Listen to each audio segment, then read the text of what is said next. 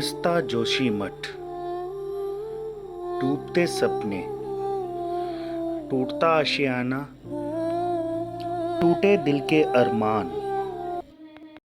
पेश है ऐसे शहर की कहानी जो धस रहा है। हेलो नमस्कार। स्वागत है आपका तत्व ऑर्गेनिक में। तो आज हम बात करेंगे कि मानव की ऐसी करतूत जिसकी वजह से पूरा एक दिल्ली जैसा शहर पूरा खत्म हो गया। तो हम बात करेंगे जोशीमठ के बारे में।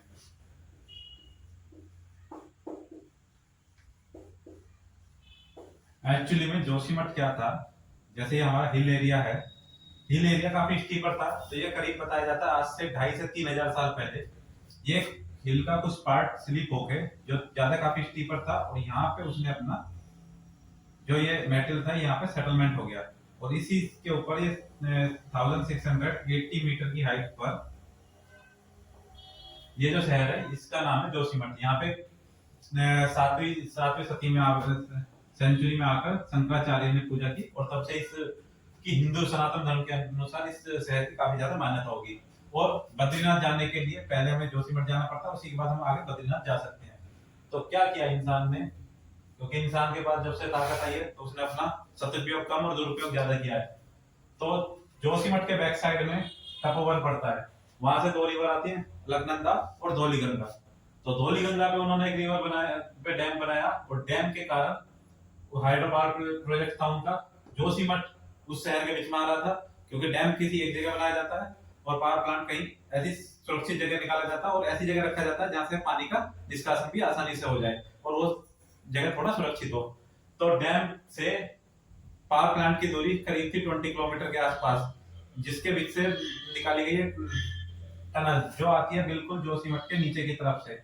इसका काम हुआ था 2003 में चालू, और वहां के लोग, स्थानीय लोग बताते हैं 2003 में ही उनके गांव के जस्ट सामने, जोशीमठ के जस्ट सामने एक चाई गांव पड़ता है, चाई गांव की करीब 20 किलोमीटर स्क्वायर एरिया स्लाइड कर गया था, क्योंकि उसके नीचे से भी एक ऐसी टनल आई थी।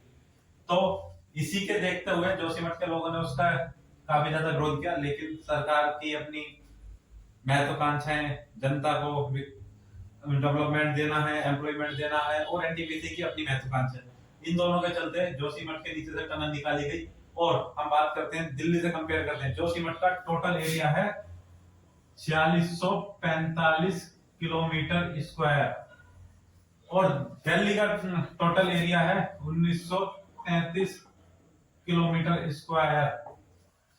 अब आप कंपेयर कर सकते हैं दिल्ली के कंपैरिजन में जोशीमठ कितना बड़ा है। और आज की डेट में जो सूत्र बताते हैं कि करीब जोशीमठ से 20,000 लोग विस्थापित होंगे, और जोशीमठ में आज के समय में पॉपुलेशन डेंसिटी है कुल 10 पर्सन पर किलोमीटर स्क्वायर, और दिल्ली में है 14,000 पर्सन पर किलोमीटर स्क्वायर।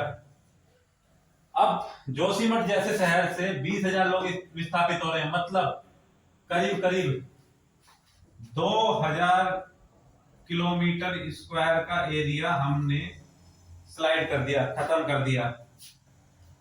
अगर जो यही चीज दिल्ली में हो तो क्या होगा। अब हम कंपेयर करते हैं कि जैसा जोशीमठ में हुआ है क्या ऐसा दिल्ली में भी हो सकता है।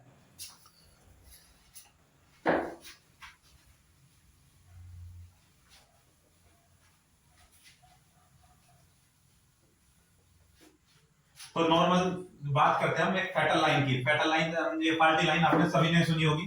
फाल्टी लाइन का क्या काम है? फाल्टी लाइन यहाँ पे कहीं तो हमारी प्लेट्स मीट करती है, या किसी कारणवश प्लेटों के अंदर कुछ क्रैक पड़ जाते हैं, उनको हम फाल्टी लाइन बोलते हैं। तो दिल्ली दिल्ली के ये नॉर्थ साइड में पड़ता है मुरादाबाद, दिल्ली के साउथ की तरफ पड़ता है मथुरा, और दिल्ली के वेस्ट की तरफ पड़ता है सोहना। तो दिल्ली से सोहना की तरफ एक फाल्टी लाइन है, इधर मथुरा की तरफ एक फाल्टी लाइन है, और इधर मुरादाबाद की तरफ एक फाल्टी लाइन है। तो दिल्ली के तीनों तरफ तो फाल्टी लाइन है।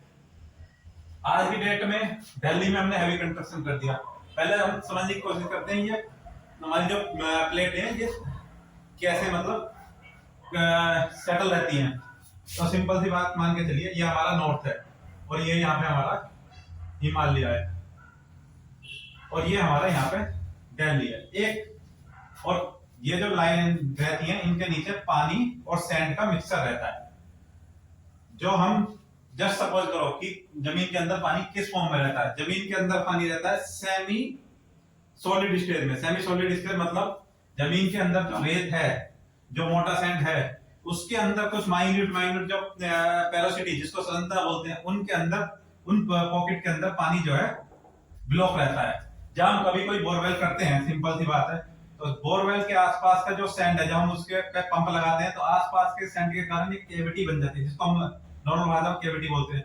तो ये आसपास का सैंड निकल आता है, मतलब एक कुआं बन जाता है। धीरे धीरे आसपास के एरिया से पानी निकल निकल के हमारे बोरवेल तक पहुंचता है। तो सेम थिंग, ये जो हमारी प्लेट्स हैं, ये जो प्लेट है, ये प्लेट इस सेमी सॉलिड मेटेरियल के ऊपर फ्लोटिंग करती हैं। एक तरफ हिमालय है, एक तरफ दिल्ली है।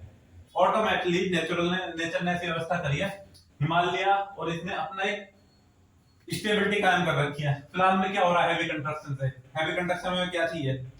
हमें आयरन चाहिए, हमें हैवी मात्रा में, मतलब अब वो चाहिए, सीमेंट चाहिए, रोडी चाहिए। ये रोडी और सीमेंट मिलता कहां से? यही हिमालय से। इस हिमालय को हम ब्रेक कर रहे हैं, इधर से हम इसको उठा रहे हैं मेटेरियल को, और हैवी क्वांटिटी में इधर डिपॉजिट कर रहे हैं। क्या हो रहा है? इधर वेट कम हो रहा है, इधर वेट ज्यादा हो रहा है। तो एक तो हमने ऑलरेडी अपनी प्लेट का डिसबैलेंस, मतलब उसकी बैलेंसिंग को खत्म करके डिसेबल बना दिया है। उसके बाद ऑलरेडी दिल्ली में जगह जगह तो मेट्रो की सुरंग बन चुकी है, 3 फेडरल लाइन ऑलरेडी उसके में हैं। तो पता लगेगा कल को दिल्ली के साथ भी ऐसा हो जाएगा। अभी हमारे पास ना तो हम, क्योंकि जोशीमठ के पास हम जा नहीं रहे हैं, जोशीमठ में कुछ दिख नहीं रहा है, तो हमें उसकी गंभीरता का पता ही नहीं है कि जोशीमठ में हुआ क्या है। 2000 किलोमीटर स्क्वायर का एरिया, सपोज करिए दिल्ली कल को खत्म हो जाए तो कैसा लगेगा? तो जोशीमठ खत्म है। धन्यवाद।